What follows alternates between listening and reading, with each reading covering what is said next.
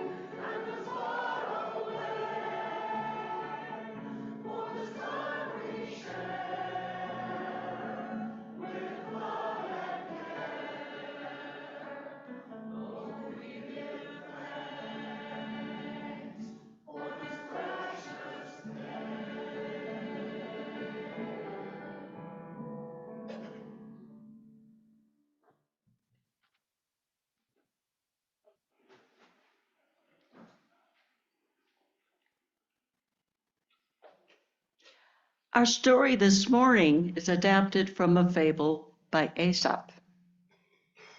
So a heron had built itself a nest on the bank of a river at a place where the river was shallow. The nest complete, the heron spread its great white wings and lit down with its feet on the bottom of the riverbed. Its long, slender legs rose above the water. It could see the rocks nestled in the bed of the river and the little fish that darted this way and that, flashes of silver glittering like treasure below the surface of the water. They were minnows, swimming in schools with dozens of them in each group, shining in the early morning sun. But although the heron was looking for fish to eat, these were too small to bother with. The sun continued its daily journey, rising in the sky, and eventually perch came by, swimming this way and that, sometimes alone, sometimes in small groups. When the sunlight hit their scales, it seemed like stars bursting from the water. But although the heron was starting to feel a little hungry, it decided to wait for the perfect fish. As the sun climbed higher, the shallow water warmed, and the fish now looked for a place that was cooler, deeper water with trees shading it for it to swim. And the heron eventually realized it had waited too long. No more fish would be coming this day, and where would it find its meal? With his sharp eyes, the heron saw a tiny snail no bigger than my thumbnail that was in the crevice of a rock, and it went over and grabbed it with its beak, and that was its meal for the day. Swallowing that little tiny snail, the heron thought about all that it had passed up earlier in the day, waiting for something bigger and better. Now, Aesop's moral is that when we wait for something bigger and better, we miss out on what life is trying to offer us. Or as my husband Lloyd says, it's the little things that are the big things. It's good to be grateful for what we have in the moment.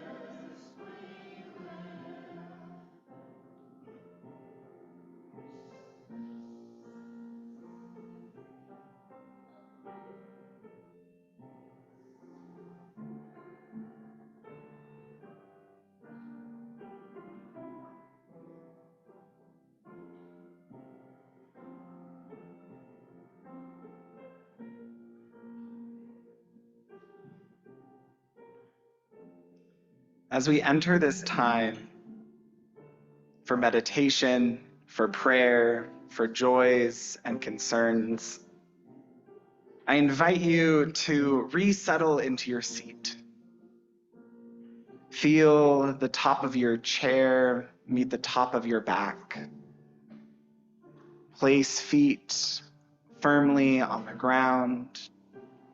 You might feel called to close your eyes or gaze out the windows above me. As we gather this morning, we gather in the wake of 3 days of sacred connection to ancestors, where the veil is thin and those we love come back to us.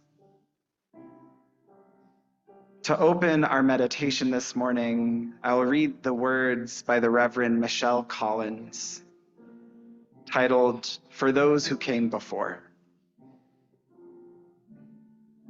Holy stillness, we sit in the shade of trees we did not plant, speak with voices shaped by languages we did not create, breathe free air that others died to protect. Every freedom we exercise, every opportunity we pursue, every moment of safety we enjoy carries the fingerprints of those who came before. We remember today ancestors of blood and choice, known and unknown, who endured hardships we can barely imagine so we might inherit possibilities they could only dream. We carry forward hope. We carry forward seeds planted in ground too hard for those who planted to see them bloom.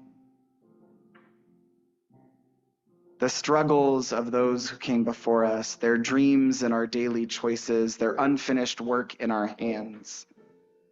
May we honor their sacrifice not through nostalgia, but through action, not through guilt, but through gratitude that moves our feet towards justice. Help us become ancestors future generations will thank, planting trees whose shade we'll never rest in, fighting battles whose victories we won't live to see, loving this world forward with the same fierce hope that brought us here. I invite you to nestle in the part of yourself where you find fierce hope as we come together as a community. As we come together alongside Val Cook, whose beloved nephew may find his way back to his family who loves him. May Brendan find community and family and care. May we gather around with Paul Leonard, calling to action for peace and the end to genocide and harm. May we be motivated in our feet towards justice. We come together around Xiomara, celebrating the birthday of Julia Hammond. Just as we move towards justice, we move towards more years of life. And we come together around Mark Dell, whose grandson Eddie is starting his Air Force basic training and welcomes positive thoughts and care. We live and breathe in a world complicated and messy. What feels like a gift to some is pain for another. And we are called to witness, hold, and move in the mess.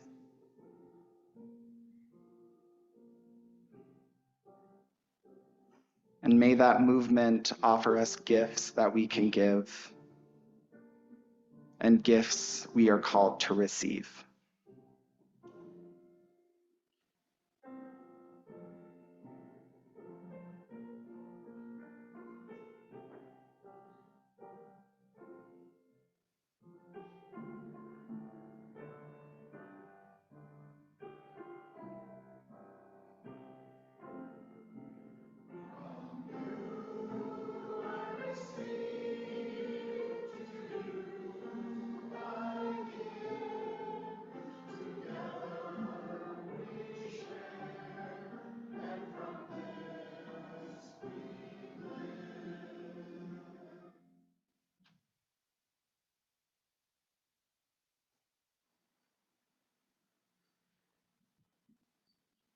Just invite us to just move a little bit as we transition from meditation to some active listening as I talk for like 15 minutes.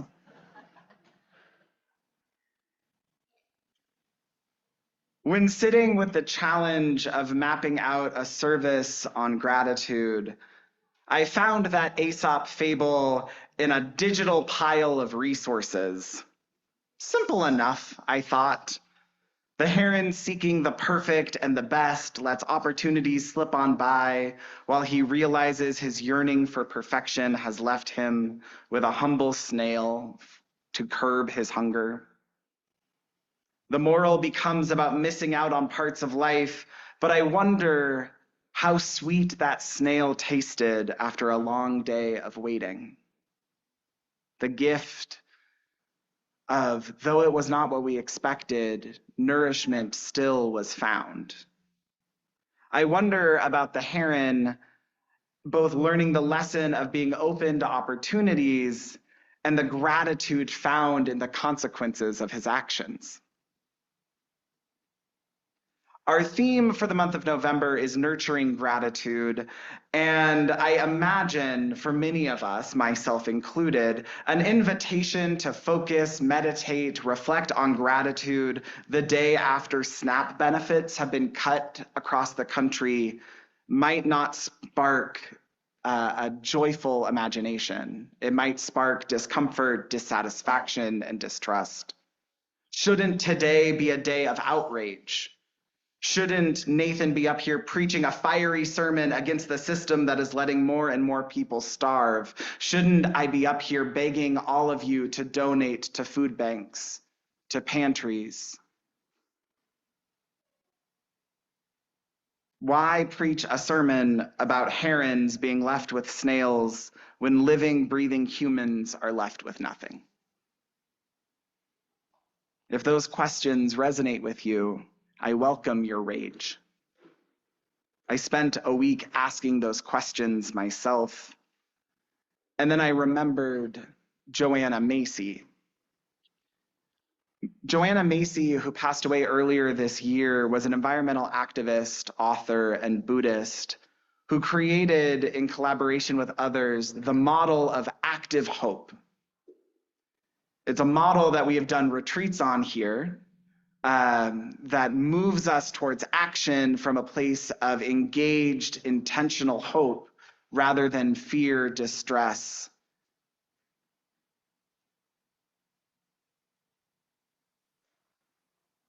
And in my first 2 years of my time here, that's where I was introduced to this active hope model. The active hope is a spiral of movement that leads us towards engaged, change-oriented hope that has material impact in the world. And Joanna Macy's first step in that spiral is always gratitude. Macy writes, "There is so much to be done, and time is so short. We can proceed, of course, out of grim and angry desperation, but the tasks proceed more easily and productively with a measure of thankfulness in life. It links us to our deeper powers and lets us rest in them." To begin in gratitude, or to nurture gratitude in a time of crisis, is not a naive practice of avoidance in the active hope model. It is serious work.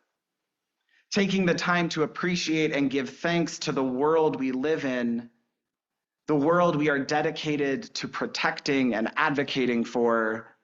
The gratitude grounds our work in something greater than our own fear. We know what's worth protecting because we take the time to appreciate it, to acknowledge it, to see it, to smell it, to feel it, to hold it. Last month, we looked at compassion and care while wearing our glasses of collapse. For some of us here in this room, if this is your first Sunday, welcome to a very exciting year in the life of UUFNN, where we are not shying away from the fact that The systems we once knew are falling apart in ways we didn't necessarily imagine, but some of us could have predicted.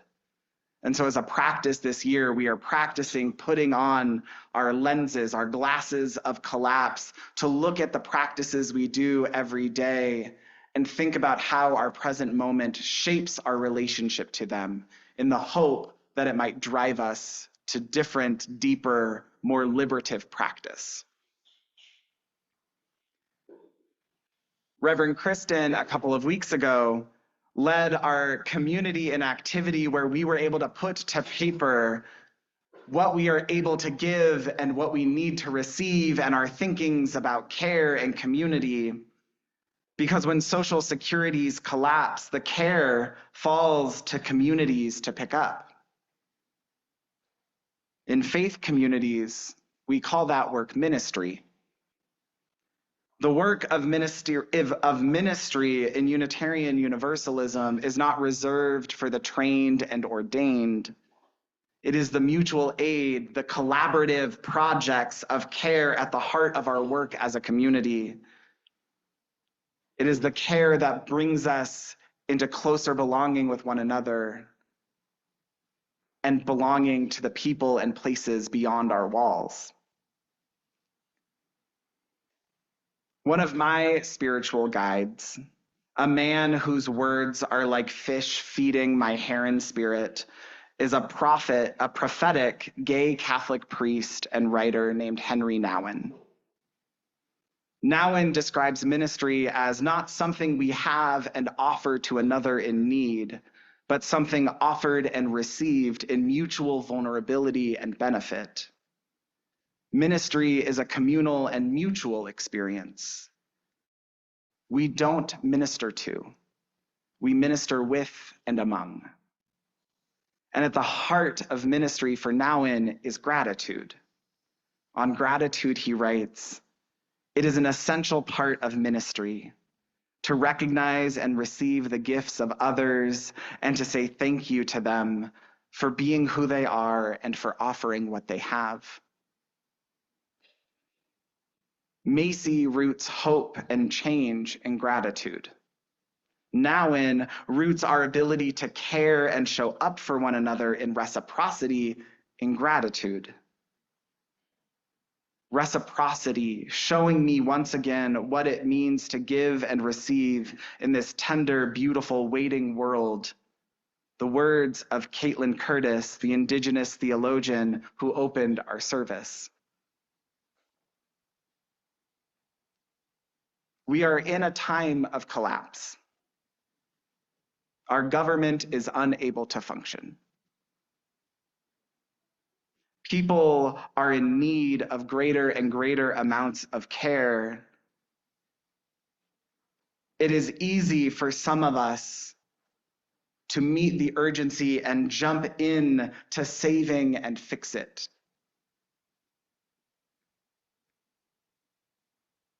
It is too easy for some of us to process our grief simply through the distribution of resources and to only do the work of care from a place of fear and urgency. And in turn, from that fear and urgency of care, feel guilty in those moments where you need to be the recipient of care. We don't want to feel like a burden while other people are in need. But nurturing gratitude through the collapse requires a commitment to reciprocity. When we join Carol Chenard at the food bank, are we building relationships with the people at the food bank we are distributing food to? Are they giving us nourishment just as we are providing food? As we do this work of justice, of protest, of showing up, putting our lives and bodies on the lines, where is reciprocity in the protest for you? Whose relationships are you building? As we learn de-escalation tactics and what to do in the face of ICE raids, how are we building relationship with our immigrant communities beyond the role of savior? Are we saying thank you to them, or do we just want them to say thank you to us? To nurture gratitude in our present moment requires a commitment to reciprocity, to humility, and to love, and to bring humility and love to the center of being an interdependent community. Beyond just UUFNN, as we do this greater work in the world, how are we waking up? In gratitude, not to avoid the pain, but to realize how important it is to be a part of this world and fight for it. How often do we ask for help when we need it and give support when we're able to provide within our capacities? At what points in our day do we say thank you? Thank you to the person helping us. How often do we receive the thank you of others and say, oh, no problem. Oh, don't mention it. Let me deflect your gratitude towards me instead of bringing it in with open arms. To nurture gratitude is easier said than done, especially when we feel that compulsion to save things.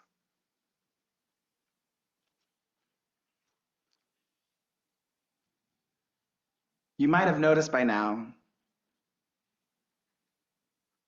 I don't have a clear through line to this sermon. And it's okay to have a messy sermon. But as I was reflecting on this nurturing of gratitude, this massive urgency of our world, my lenses of collapse on, and how am I going to nurture a sense of appreciation, wonder, and love to this beautiful place I call home, I remembered a story. So I'm going to close my sermon with a story. Before I moved to Reno, I was living in the East Bay of California, Hayward to be specific. And my best friend from seminary was living in the heart of the Santa Cruz Mountains, working as an herbalist and a chaplain. It feels like centuries ago, but in the end of the summer of 2020, the Santa Cruz Mountains caught on fire. Thousands of people lost their homes.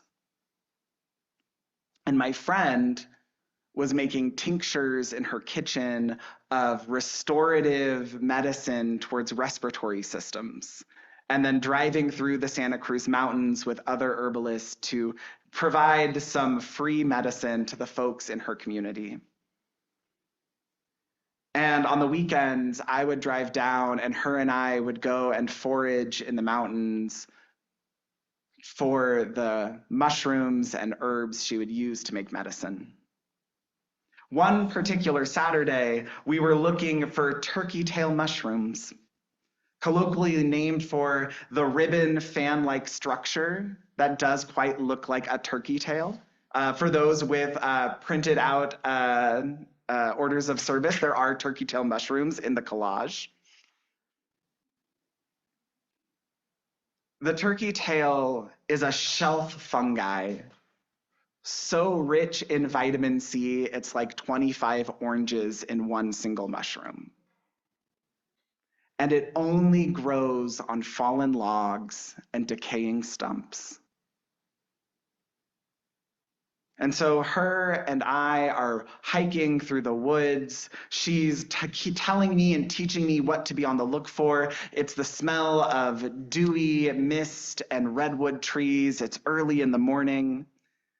We come across a fallen log, and sure enough, growing out the side is a beautiful outcropping of turkey tail mushrooms.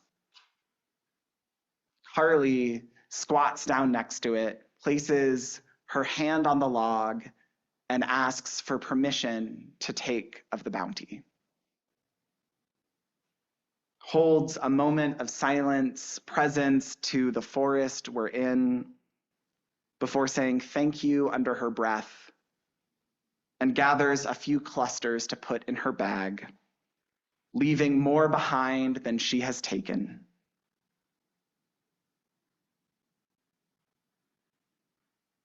That is a practice amongst foragers and herbalists, to leave the abundance and take only what you need, out of the hope that someone else comes up the path looking for care. She's went home, dried these mushrooms in her dehydrator, turned them into tinctures, and drove these little vials of concentrated vitamin C out into her community, rebuilding itself in the wake of wildfire. Sustenance growing out of the collapse of life into new life. And rather than the heron in Aesop's fables standing on the river edge looking for the abundance, the perfect, the best before he acts to nourish himself, Carly asks permission, takes what she needed, gave thanks to the land.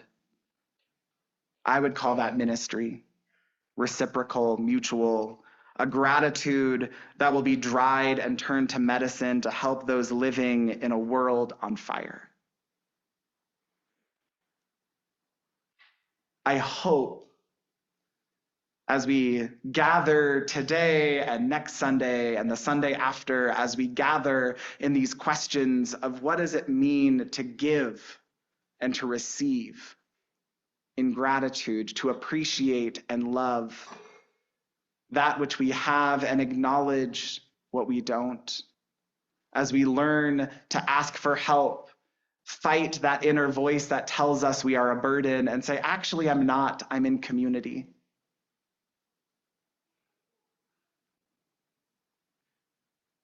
I hope that we have moments where we come back to foraging in a forest, where we look around and see the beauty, gather it in our pockets, to go back out and face the hardship of the world. And face the hardship in reciprocity and mutuality and community and connection and belonging and all these things that you're sitting there, you're like, Nathan, that is harder than you make it sound. And it's okay, because we are a community that we do hard things every day. And may that challenge, that nurturing, that gratitude, the turkey tail mushrooms, the pockets of medicine we receive, the pockets of medicine we give.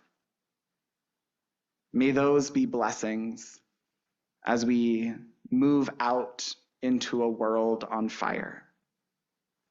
Amen, and may it be so.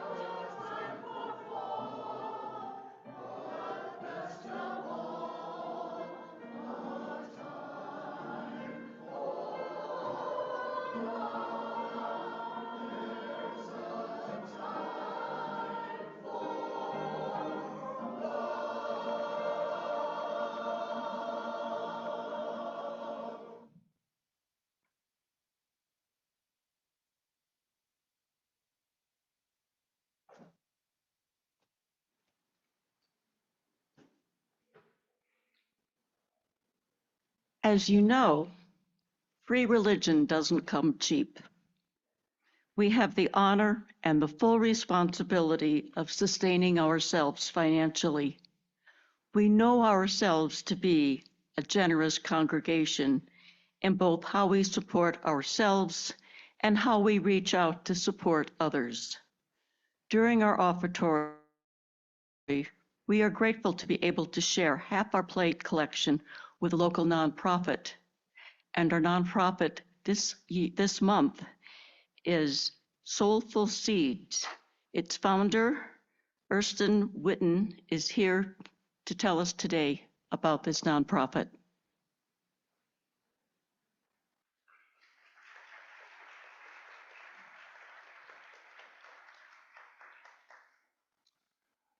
First of all, thank you so much for having us here with you today. My name is Erston Whitten, co-founder of Soulful Seeds. My wife and I started this organization in 2017. It grew to the point where in 2018 we became a 501c3 nonprofit. Our mission is simple. We want to grow healthy food for people and give it to them at no cost. Let me say it again, at no cost. It is given free. We are up to about 6,000 pounds a year. And the interesting thing is that the community comes in and actually helps to grow the food, cultivate, harvest, and we're also teaching them how to prepare it because some of the items might be foreign to individuals who have not seen collard greens, mustard greens, the things for various cultures in this community. Why do we do this? Well, I only have like 3 minutes, and I'm going to give you just a little bit of background of who I am as to how this organization started.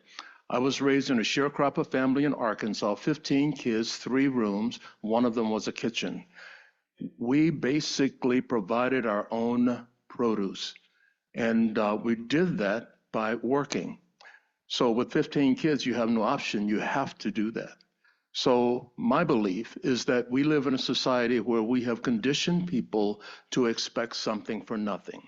And while there will always be individuals who will need assistance, there are some people who can help themselves. So we want the garden to be an opportunity. It's 3 acres off the corner of Galeti and Glendale. We want that garden to be an opportunity for people to come down, to congregate, and to learn some basic skills, and to have faith in themselves that they can do more for themselves. That's really what we're all about. We are a very small organization. We have 4 employees, and nonprofits don't exist without funding. And so we appreciate the opportunity to talk to you and to give you the opportunity to ask questions as we move forward. We'll have 2 brochures out there for you if you like, and you can go to the website and find out much more about us. Community support is what we're all about, and we're grateful that you have us here to share our story with you. Thank you.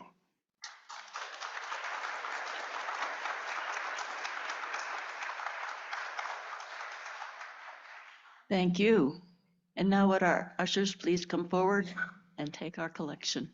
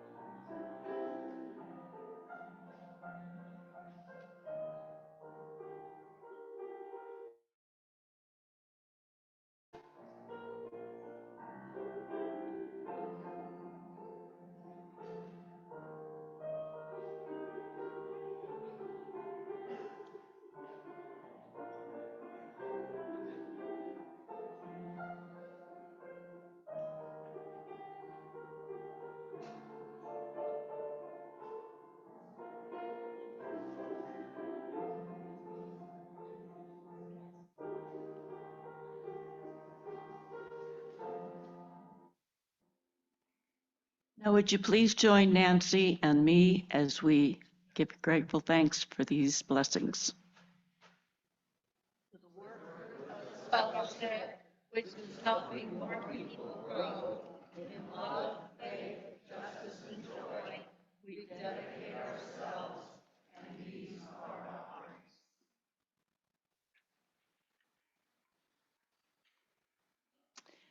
I have a few announcements. Following today's service at 11:45, newcomers are invited to join to learn about, I wrote this, the many beliefs of Unitarian Universalism. Old timers are welcome to join us also because you'll learn something about yourself and you'll also meet some of our new guests and newcomers. I promise you, everyone will learn something. This will be in Maynard, which is the first room to the right as you go into the building behind us. And Jackie and Christine, right?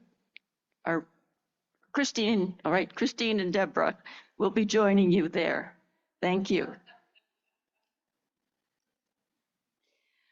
So, what happens after the protest?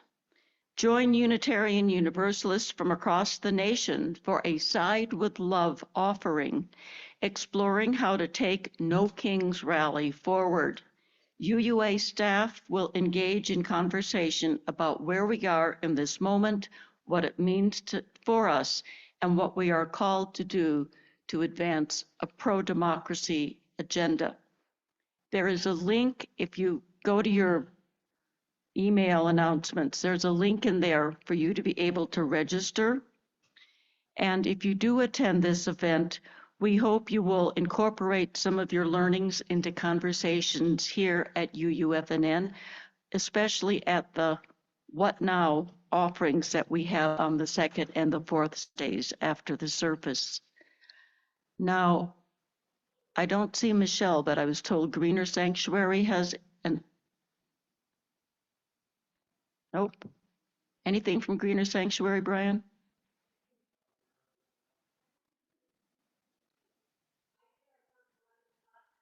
You want to come up? You have something? Can you tell them? Thank you. Thank you, Tracy. I don't know what Michelle wanted to say, but Emily and I did our first run out to Fernley of plastic, and our goal is 84 pounds a month, and we hit 100 pounds.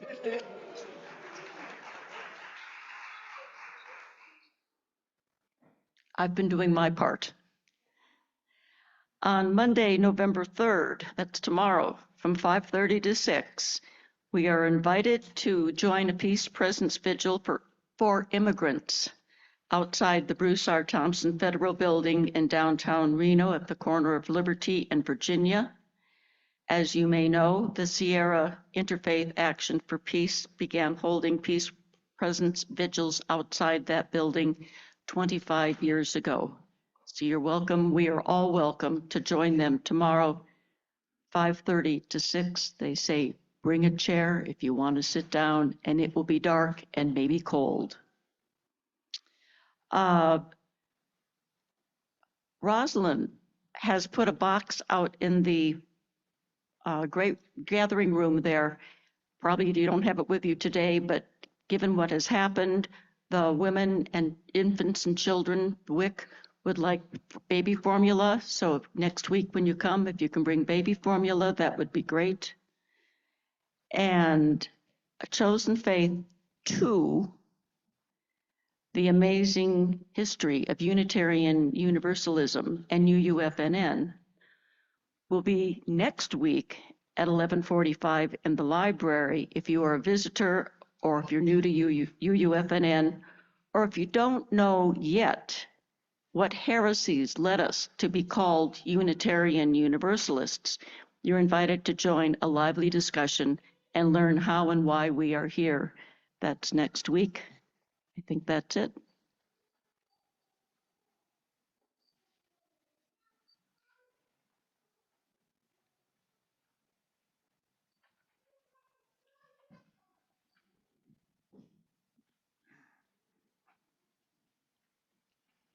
As we prepare to bring our time, our sacred hour together to a close, I will extinguish our chalice with the final stanza of our opening words. And I'll edit it a little bit in real time. We showed up, and soon enough, what was once so unknown is a little bit more familiar as your own breath, as close to you as your own heart. Reciprocity showing once again what it means to share and delight and be in community and conversation. What it means to give and receive in this tender, beautiful, waiting world. I invite you now to rise in body and spirit for our closing hymn, and if you could please stay standing afterwards for our benedictions. Our closing hymn is 1060 as we sing of joy and hope.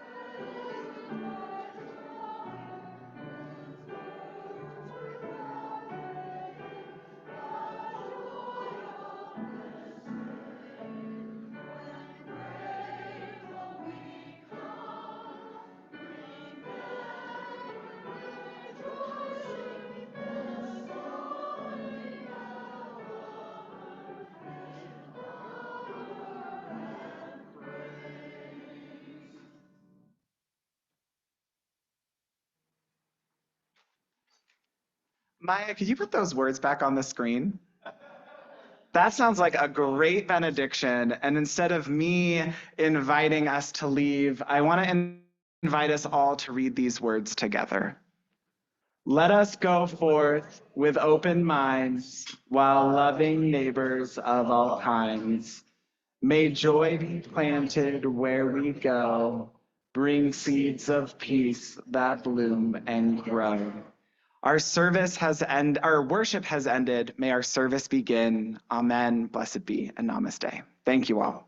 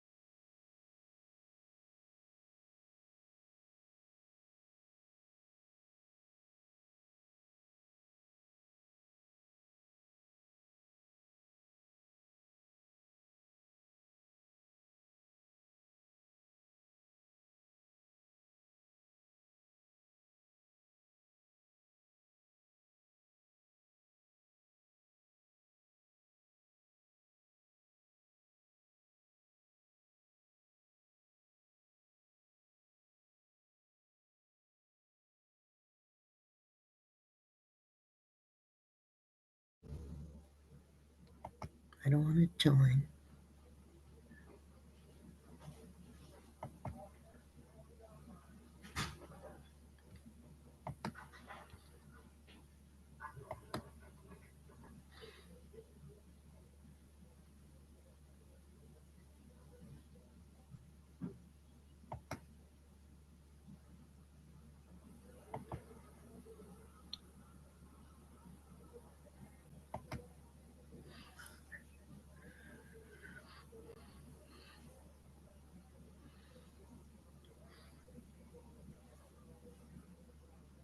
Okay.